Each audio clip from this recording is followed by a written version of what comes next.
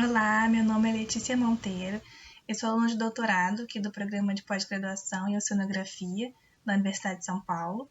Eu vou falar um pouquinho para vocês sobre as relações tróficas do ecossistema e sobre a modelagem trófica. Antes de começarmos a falar sobre as relações tróficas em si, vamos voltar um pouquinho a alguns conceitos da ecologia que vão nos ajudar a entender melhor como funciona o ecossistema e essa relação entre os organismos. A ecologia nada mais é do que aquele estudo das relações dos seres vivos entre si e com o ambiente em que eles vivem.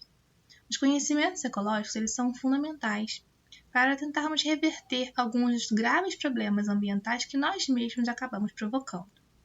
E a primeira atitude para proteger o ambiente é procurar compreender essa rede enorme que interliga os seres vivos e o meio em que eles vivem. No nosso planeta, há milhões de espécies de seres vivos. As diferentes espécies distribuem-se em grupos de indivíduos. E esses indivíduos da mesma espécie vão formar as populações biológicas. Uma população é o conjunto de seres da mesma espécie que vivem em uma determinada área geográfica. O conjunto de populações de diferentes espécies que vivem na mesma região constitui uma comunidade biológica. Os seres vivos de uma comunidade, que são os componentes bióticos, ou seja, os componentes vivos, interagem com as partes não vivas do ambiente, que a gente chama de componentes abióticos, que eles são a água, os gases da atmosfera, a umidade, a temperatura, os minerais e também a luminosidade, que vem do Sol. Esses componentes são fundamentais para a vida na Terra e formam o ecossistema, a interação entre os componentes bióticos, biológicos, e os abióticos, não biológicos, interagindo entre si. E nós temos o ecossistema, que nada mais é do que os organismos vivos interagindo com o meio. E a estrutura de um ecossistema ela é composta basicamente por 3 categorias básicas de organismos.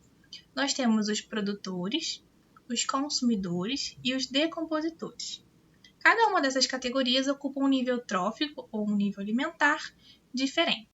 O primeiro nível trófico em qualquer ecossistema é ocupado pelos produtores, que correspondem aos organismos autótrofos, ou seja, aqueles que produzem o seu próprio alimento.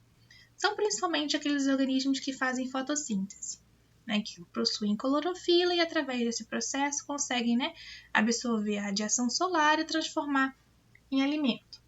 E através desse processo de fotossíntese também produzem o gás oxigênio, que é fundamental para a respiração da maioria dos seres vivos. Falando aqui um pouco sobre o ecossistema marinho, a gente pode colocar no grupo dos produtores o fitoplâncton, as algas, que são esses organismos que fazem a fotossíntese. Os seres que se alimentam diretamente dos produtores são denominados de consumidores primários. Eles são organismos heterótrofos, que são aqueles que se alimentam de outros organismos. E eles vão corresponder ao segundo nível trófico. Os organismos que vão se alimentar dos consumidores primários, eles vão ser denominados consumidores secundários, formando o terceiro nível trófico e assim por diante. Essa categoria dos consumidores pode ser consumidor primário, se alimentando diretamente dos produtores, consumidor secundário, se alimentando do consumidor primário, consumidor terciário, se alimentando do secundário, e assim por diante até chegar no topo da cadeia alimentar, onde temos nós, seres humanos, também os grandes predadores. Pensando aqui no ecossistema marinho, nós podemos ter os tubarões e os grandes mamíferos também. A terceira categoria básica dos organismos são os decompositores. Ao morrer, tanto os produtores quanto os consumidores, seja ele de qual nível for, consumidor primário, consumidor secundário, eles vão servir de alimento a certos fungos e bactérias. Estes vão decompor a matéria orgânica desses seres mortos para obter os seus nutrientes e energia. Por isso são chamados de decompositores. Os decompositores também podem utilizar algumas substâncias contidas nas excreções dos animais, não apenas depois de sua morte.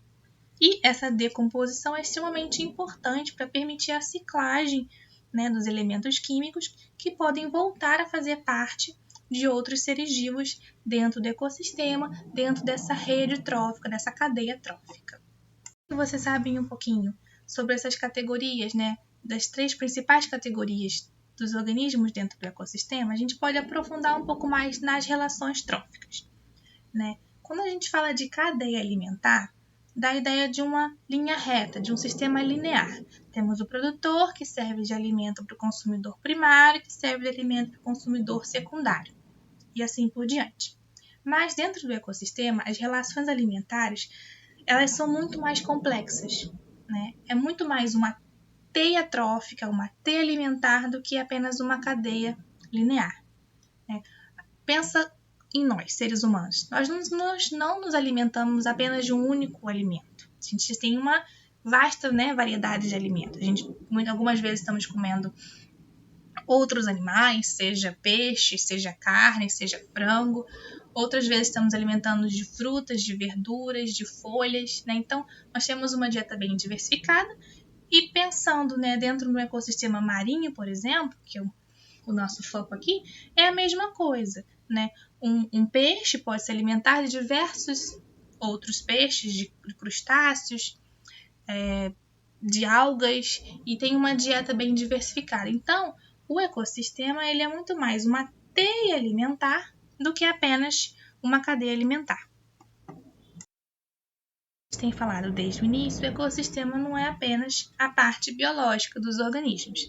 Também temos a parte abiótica, né, que vai influenciar diretamente em todas essas relações.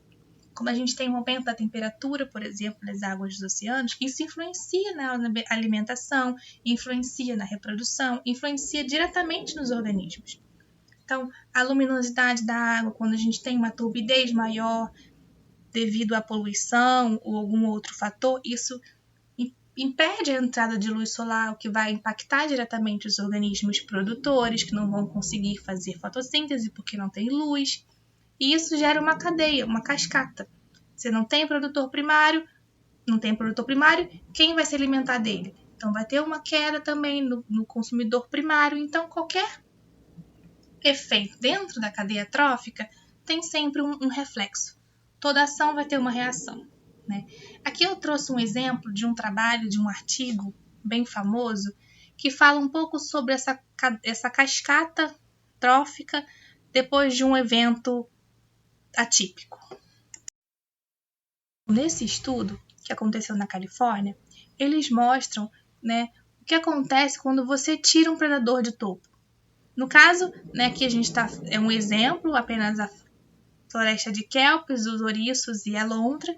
Quando você retira a lontra, que é o predador de topo, vamos dizer assim, nesse momento, você tira o controle biológico, né? Então, quem está predando o ouriço? Não tem mais um predador para o ouriço. Então, eles vão crescer disparadamente, né? Não tem quem prede ele, estão se reproduzindo, estão comendo, estão crescendo e por aí vai.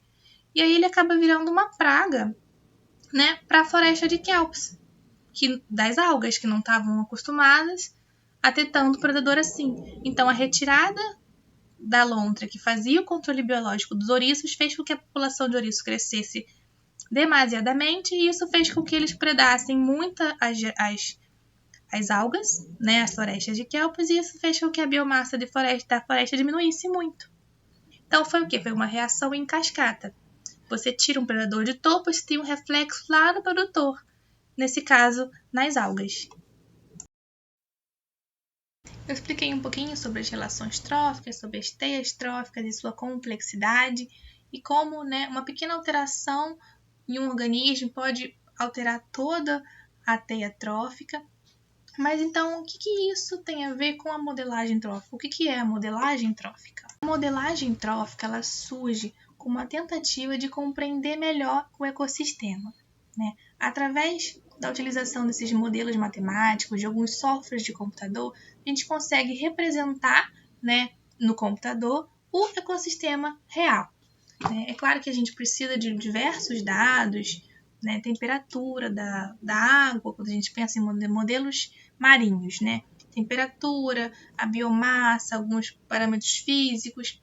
Precisa de vários dados para poder, né, abastecer esses modelos computacionais, mas eles conseguem gerar, né, essa teia trófica, que tem uma imagem de um modelo trófico gerado por um programa de computador, e a partir do qual a gente consegue entender melhor como funciona aquele ecossistema e é muito importante e muito útil para as tomadas de decisões, principalmente no manejo de pesca.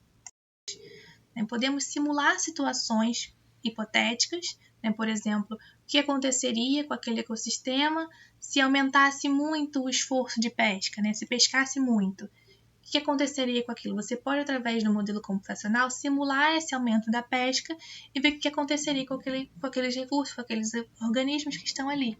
Então, você consegue prever situações e fazer com que aquela situação não aconteça. Então, se a gente aumenta o esforço de pesca, tal espécie pode se extinguir. Então, não vamos aumentar o esforço de pesca. O que acontece com o aumento da temperatura? Então, você consegue, através da modelagem, prever, fazer simulações futuras e prever cenários e, assim, conseguir evitá-los. Existem diversos modelos para diferentes ecossistemas aquáticos, como rios, lagoas e até mesmo partes do oceano. Nessa imagem que eu trouxe para vocês, mostra vários exemplos de modelos ao redor do mundo, feitos pelo programa ECOPAT, que é o mesmo programa que eu utilizo no meu doutorado.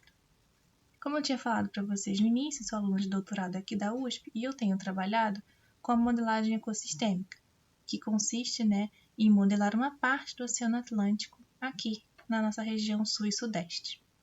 O meu modelo ele vai partir da costa até a profundidade de 1.000 metros.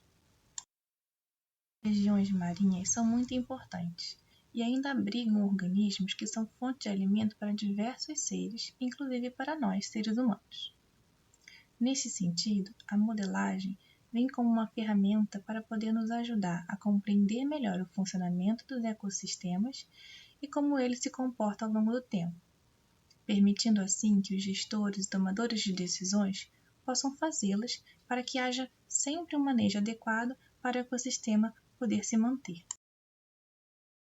Bom, é isso. Espero que tenham gostado. Qualquer dúvida estou à disposição e muito obrigada. Tchau!